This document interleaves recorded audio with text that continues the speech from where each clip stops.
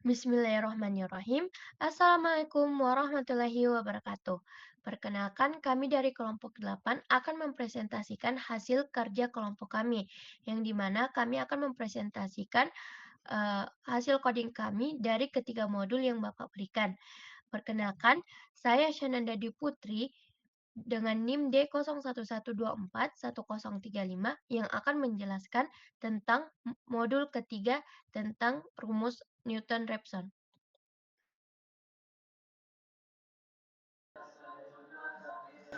Dan perkenalkan, saya Nabila dengan NIM 0112410032 yang akan menjelaskan terkait modul pertama, yaitu perhitungan lentur maksimum. Perkenalkan, saya Dwi Indira Ramadhani M dengan DIM D0112410076 yang akan menjelaskan modul 2 tentang membuat program Python untuk menghitung dimensi saluran terbuka menggunakan persamaan Benning. Baik, perkenalkan saya Nadila dengan NIM D0112410032 yang pada kesempatan ini akan menjelaskan terkait modul 1, yaitu menentukan momen lentur. Di mana pada modul kali ini itu terdapat dua metode pengkodingan, di mana yaitu yang pertama adalah perhitungan penentuan momen lentur, dan pengkodingan yang kedua adalah memplot grafik terkait perhitungan momen lentur. Nah, di mana kita pertama itu adalah membuat fungsi menggunakan sintaks def lentur maksimum, di mana fungsi ini itu adalah untuk mengelompokkan proses perhitungan agar lebih rapi dan mudah di run nantinya, di mana dalam fungsi yang ini itu terdapat 5 variabel, yaitu ada L, yaitu sebagai panjang batang, kemudian ada W sebagai beban persatuan panjang, kemudian ada E yaitu modulus elastisitas, kemudian ada B yaitu lebar penampang, kemudian ada H yaitu sebagai tinggi penampang. Nah, kemudian setelah kita menuliskan sintaks fungsi tersebut, kita masuk ke yang pertama, yaitu menghitung momen lentur maksimum di titik tengah, di mana kita menggunakan rumus Mmax sama dengan W dikali L pangkat 2 dibagi 8, di mana rumus ini merupakan rumus menghitung balok sederhana yang menerima beban merata, di mana L bintang 2 kali, kemudian bintang 2 kali 2 ini artinya adalah L berpangkat 2, di mana bintang 2 kali ini itu dalam bahasa Python itu berarti sebagai pangkat. Nah, kemudian selanjutnya adalah menghitung momen inersia, di mana kita menggunakan rumus I sama dengan 1/12 dikali B dikali H berpangkat 3. Kembali saya katakan bahwa bintang 2 kali di sini artinya adalah perpangkatan. Nah, kemudian selanjutnya adalah kita menghitung nilai lentur maksimum, di mana kita menggunakan delta max sama dengan Mmax dikali L, delta max sama dengan Mmax dikali L dibagi dalam kurung 2 dikali E dikali I. Nah, kemudian setelah perhitungan selesai, nantinya hasil akan dikembalikan menggunakan perintah return delta max agar nilai tersebut dapat digunakan di bagian lain program. Nah, selanjutnya kita menggunakan fungsi input, di mana data yang diminta meliputi meliputi L, W, E, B, dan H. Semua data diubah menjadi tipe desimal menggunakan float. Jadi kita mengetik L sama dengan float, kemudian input dalam kurung tanda petik, masukkan panjang batang dalam kurung meter sama dengan titik 2 tanda petik, kemudian tutup kurung. Yang kemudian kita akan mendapatkan hasil perhitungan yang nantinya akan disimpan dalam variabel hasil. Nah, kemudian selanjutnya itu pada bagian akhir kita tampilkan ke layar menggunakan fungsi print. Ya, namun sebelum itu kita akan memanggil fungsi untuk menghitung lentur maksimum. Yang seperti saya katakan tadi, ketika kita telah memasukkan nilai L, W, E, B, dan H yang dalam bentuk float atau bentuk desimal, nanti kita akan mendapatkan hasil, yaitu lentur maksimumnya. Nah, hasil tersebut nantinya akan kita tampilkan dengan mengetik coding yaitu print. Print dalam kurung tanda petik lentur maksimum titik 2 tanda petik hasil tanda petik meter, artinya nilai lentur maksimum, hasil dari lentur maksimum nantinya itu akan dalam satuan meter. Nah, mari kita coba run fungsi ini, di mana kita disuruh memasukkan panjang batang atau L, yaitu sama dengan 2 meter. Kemudian masukkan beban, yaitu sebesar 1000 Newton per meter. Kemudian modulus elastisitas. Di soal kita ketahui bahwa modulus elastisitasnya itu adalah 200 dikali 10, yaitu 200 dikali 10 MPa.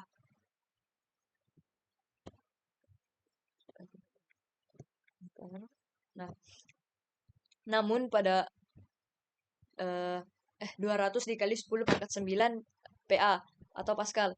Namun pada bahasa pemrograman atau bahasa Python di sini itu kita menggunakan 2E11 agar bisa terbaca. Nah, kemudian kita masukkan lebar penampang itu sebesar 0,1, kemudian tinggi penampang 0,2. Nah, nanti kita akan mendapatkan nilai lentur maksimumnya sebesar 3,7499 meter. Nah, selanjutnya yaitu adalah coding jenis coding kedua, yaitu untuk kita dapatkan nanti nilai plot dari grafik untuk menentukan nilai lentur maksimum. Nah, di mana pada awal program itu kita menuliskan import numpy snp, import matplotlib, pyplot splt, di mana di mana library numpy ini digunakan untuk membantu perhitungan matematika dan pembuatan data numerik, sedangkan matplotlib ini itu merupakan digunakan untuk menampilkan grafik. Kemudian penulisan SNP dan SPLT ini bertujuan untuk memanggil fungsi menjadi lebih singkat dan lebih mudah. Nah, selanjutnya kita masuk, yaitu hampir sama seperti metode sebelumnya, kita melakukan define atau pemanggilan terhadap fungsinya, yaitu kita menulis fungsi lentur maksimum dalam kurung L, W, E, B, dan H, di mana L, W, E, B, dan H ini merupakan variabel-variabel atau data-data yang kita miliki nantinya. Nah, selanjutnya kita tetap menggunakan rumus yang seperti pada sebelumnya, itu menghitung momen lentur maksimum di titik tengah, kita menggunakan rumus yang ini, kemudian menghitung momen inersia kita menggunakan rumus yang ini, dan kemudian kita menghitung lentur maksimum tetap menggunakan rumus yang ini. Sama seperti sebelumnya, kita melakukan input, di mana di input ini kita akan memasukkan data-data yang kita miliki terkait dengan kelima variabel yang telah kita define sebelumnya. Nah, kemudian setelah itu kita akan memanggil fungsi untuk menghitung lentur maksimum. Nah, setelah kita masukkan nilai-nilai dalam bentuk desimal atau float dari L, W, E, B, dan H atau kelima variabel tersebut, nanti kita akan mendapatkan hasil, di mana hasilnya ini kita akan tampilkan dengan mengetik print dalam kurung pangkat 2 lentur maksimum titik 2 pangkat 2 tanda petik koma hasil koma tanda petik meter tanda petik tutup kurung. Nah, di sini itu yang menjadi pembeda adalah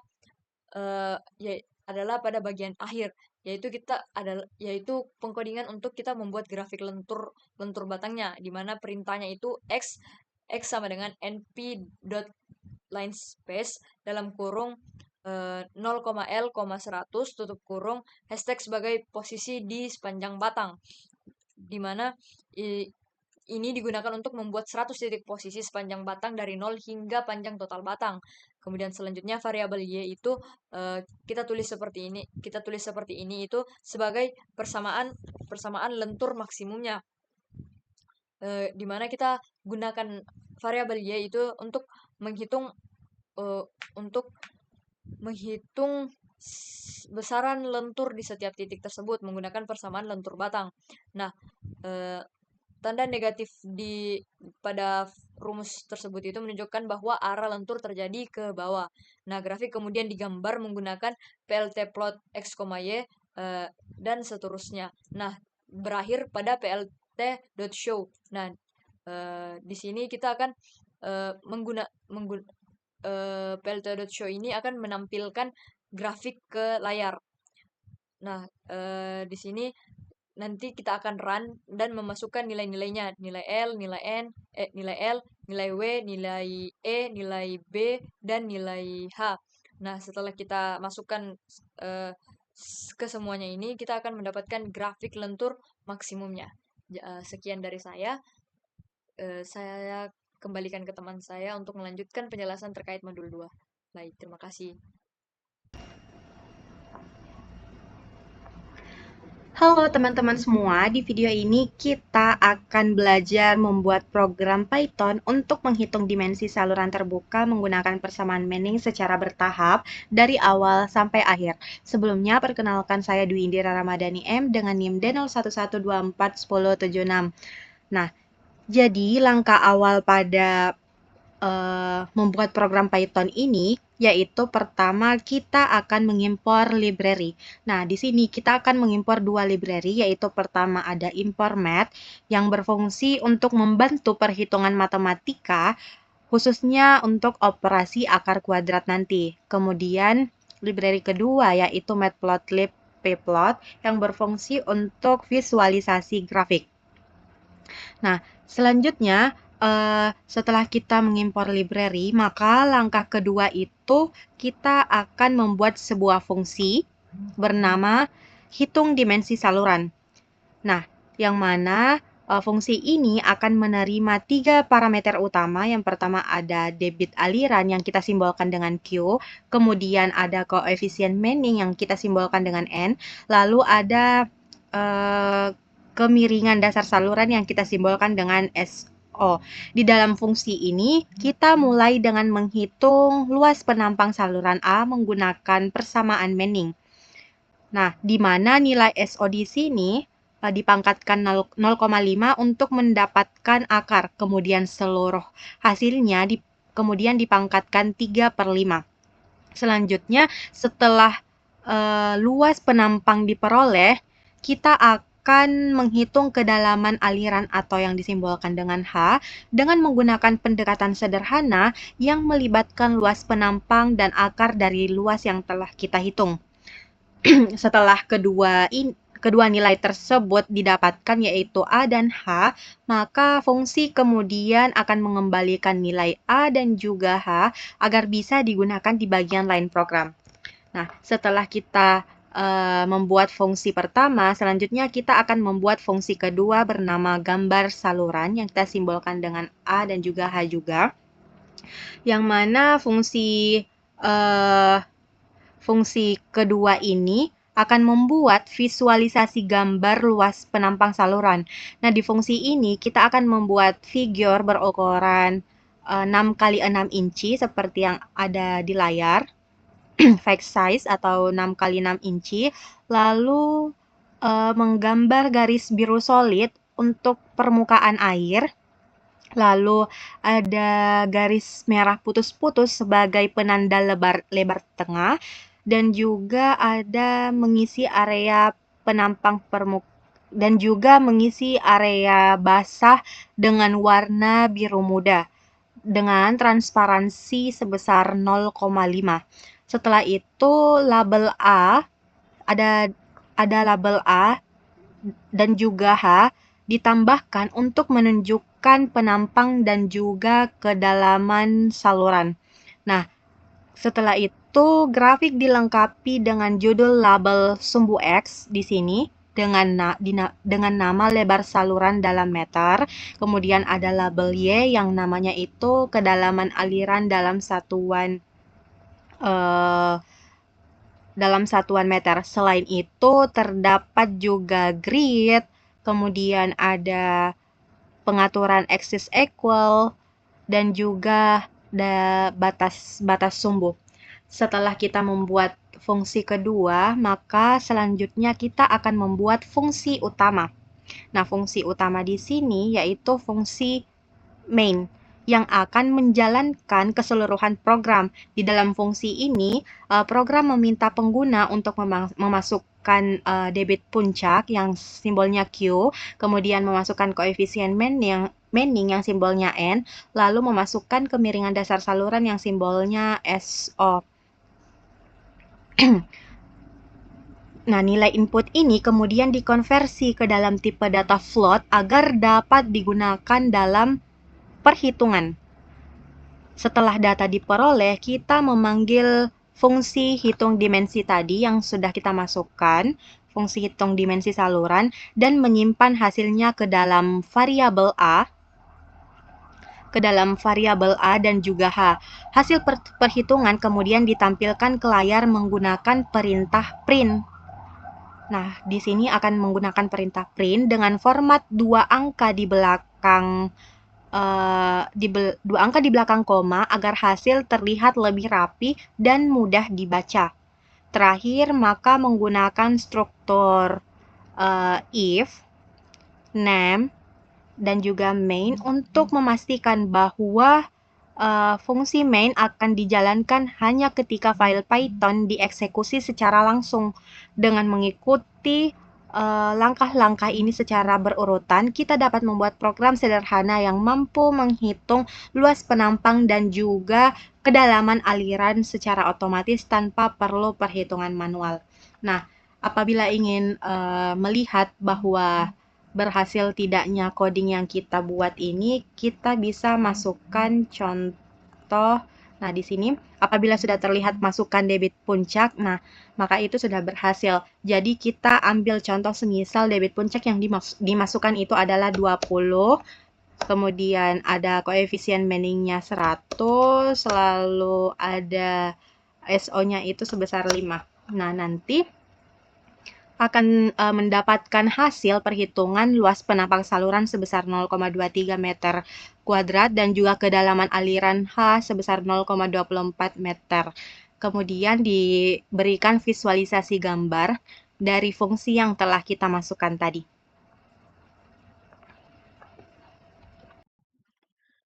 Baik, Assalamualaikum warahmatullahi wabarakatuh. Saya Shananda Dewi Putri yang akan menjelaskan atau memberikan tutorial coding modul untuk modul ketiga. Nah, pada modul ketiga ini, saya akan menjelaskan program Python untuk menghitung kedalaman pemancang dinding turap baja menggunakan metode Newton-Raphson. Awalnya, kita membuat kode pada aplikasi ini. Kemudian setelah kita sudah input kode, muncullah persegi 4 seperti ini, di mana disinilah kita akan membuat codingnya. Nah, di dalam program ini terdapat beberapa bagian penting seperti import library, pembuatan fungsi, turunan fungsi, metode iterasi Newton-Raphson, input data, hingga menampilkan hasil akhirnya. Yang pertama, kita mengimport datanya. Di sini kita menuliskan import math. Kenapa import math? Karena import math digunakan untuk memanggil library matematika pada program Python. Library ini diperlukan karena program menggunakan tan dan radians, di mana tan untuk fungsi tangan dan radians untuk mengubah derajat ke radian. Kemudian kita masuk ke pembuatan fungsi utama untuk menghitung nilai FD. Pada bagian ini kita menggunakan pada bagian ini digunakan untuk membentuk persamaan utama yang akan kita dicari akarnya. Bagian ini digunakan untuk membentuk persamaan utama yang akan dicari akarnya.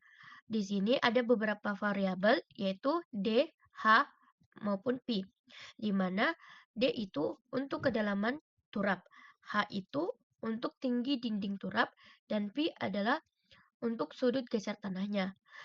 Nah, di sini ada KA maupun KP. KA itu adalah perhitungan untuk koefisien tekanan tanah aktif, di mana kita menginput KA sama dengan MET sebagai library matematikanya, dan kita masukkan rumusnya tan radians 45 buka kurung 45 dikurang pi per 2 di pangkat 2.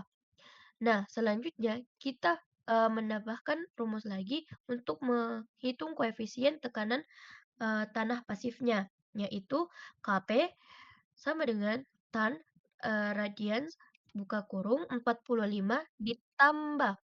ditambah pi per 2 di pangkat 2. Nah, program kemudian menghitung persamaannya dan menghasilkan return Kp dikali D pangkat 3 dikurang Ka dikali buka kurung H tambah D tutup kurung di pangkat 3. Nah, selanjutnya program ini akan mendapatkan persamaan tersebut. Tujuan ini, metode Newton-Raphson adalah untuk mencari nilai D-nya. Nah, kemudian kita lanjut ke turunan pertama dari FD terhadap D, yaitu turunan fungsi pertama, di mana kita menginput seperti pada di atas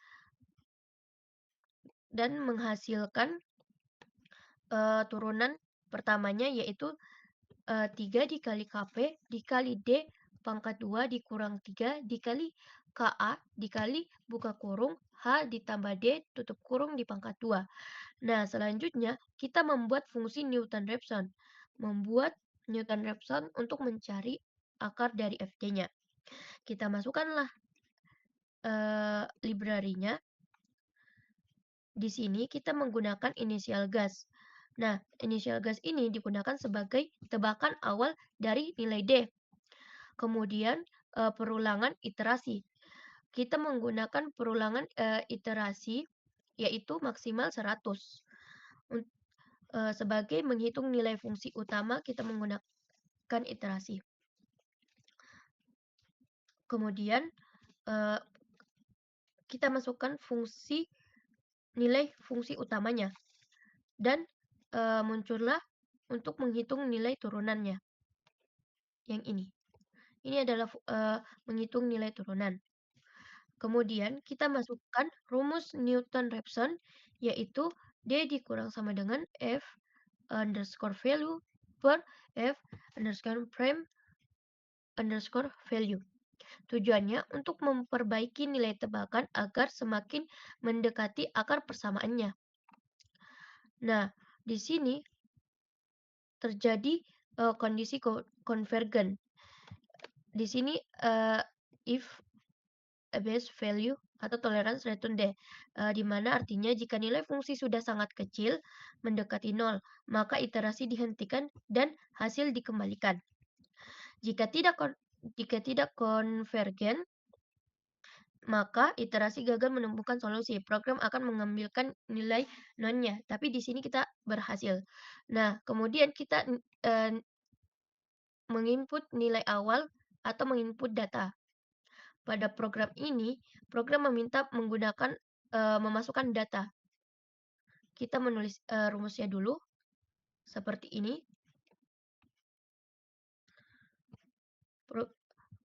Seperti H itu tinggi dinding turap, P itu sudut geser tanah, dan inisial gas sebagai tebakan awal kedalaman turap. Fungsi float digunakan agar input dapat berupa angka desimal.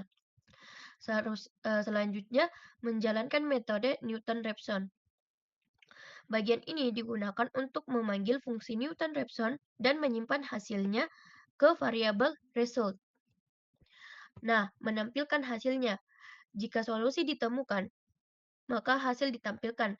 Tetapi, jika tidak, muncul pesan gagal atau konvergen. Kemudian, di sini ada seperti memulai begini, kita run dan muncullah seperti ini. Nah, di sinilah kita menginput datanya. Kita memasukkan tinggi dindingnya yaitu 10 meter dan masukkan sudut geser dalamnya yaitu 23 derajat dan masukkan lagi D-nya yaitu 6. Sehingga kita mendapatkan kedalaman pemancang dinding turap baca senilai 13,630 dan seterusnya satuan meter. Jadi program ini menggunakan metode Newton-Raphson untuk mencari kedalaman pemancang dinding turap baja secara numerik. Metode ini bekerja dengan cara melakukan iterasi berulang menggunakan fungsi dan turunannya hingga diperoleh hasil yang mendekati akar persamaan atau nilai optimumnya. Mungkin itu saja yang dapat saya sampaikan pada tutorial model ketiga. Kurang lebihnya mohon dimaafkan.